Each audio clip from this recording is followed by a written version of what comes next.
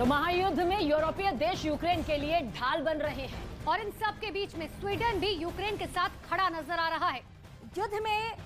युद्ध के मैदान में यूक्रेन को मजबूत करने के लिए स्वीडन ने यूक्रेन को $278 मिलियन की मदद भेजी है, जिसमें सैन्य तकनीकी मदद भी शामिल है।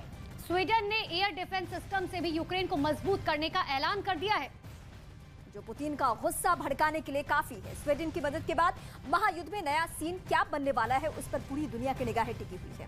ये रिपोर्ट आपको दिखाते हैं, पूरी पिक्चर यहां पर क्लियर हो जाएगी।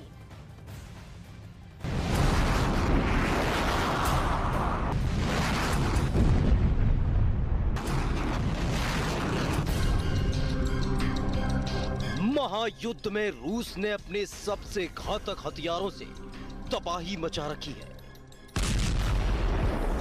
ये अपने गांव में स्टेशनरी बिजनेस शुरू करके हर महीने 2 लाख कमा रहे हैं। आपके गांव में भी ये करना है तो फ्रीडम ऐप को अभी डाउनलोड कीजिए।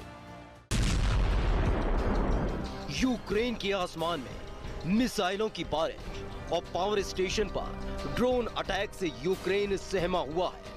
ऐसे वक्त में रूस का सामना करने के लिए यूक्रेन को साथी देश ने मदद भेजने का ऐलान किया। जंग में रूस के साथ हाथ मिलाए स्वीडन ने इस बार यूक्रेन को एयर डिफेंस सिस्टम समेत $287 मिलियन की मदद भेजने का ऐलान किया है। स्वीडन के रक्षा मंत्रालय की ओर से जारी राहत पैकेज में यूक्रेन के लिए सैन्य, तकनीकी और मानवीय सहायता शामिल होने की बात कही जा रही है। स्वीडन के रक्षा मंत्रालय का दावा है कि ये यूक्रेन के लिए अब तक का सबसे बड़ा राहत पैकेज होगा।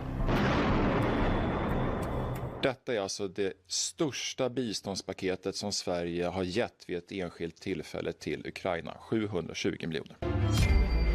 युद्ध की शुरुआत में पुतिन ने दावा किया था कि महज कुछ ही दिनों में रूस के सैनिक यूक्रेन की जमीन को जीत लेंगे, लेकिन नेटो की मदद ज़ेलेंस्की को महायुद्ध में मजबूत कर रही है और यूक्रेन को मिल रहे लगातार हथियार पुतिन की नींद उड़ाए हुए हैं। इससे पहले भी स्वीडन ने यूक्रेन को मदद भेजी थी,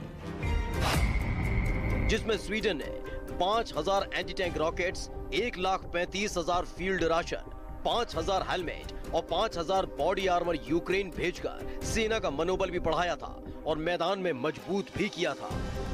जंग की शुरुआत से स्वीडन यूक्रेन को किसी न किसी जरिए मदद भेज रहा है। पिछले महीने ही यूक्रेन को स्वीडन से 155 mm आर्चर मिली थी।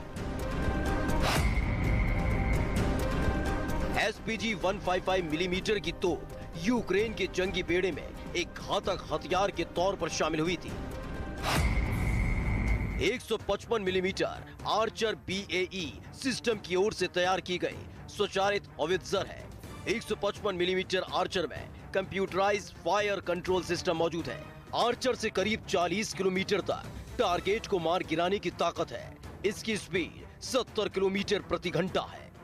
आर्चर से multi round simultaneous impact fire हो सकता है और ये हर 30 सेकंड के विस्फोट में 6 राउंड तक फायर करने में सक्षम है।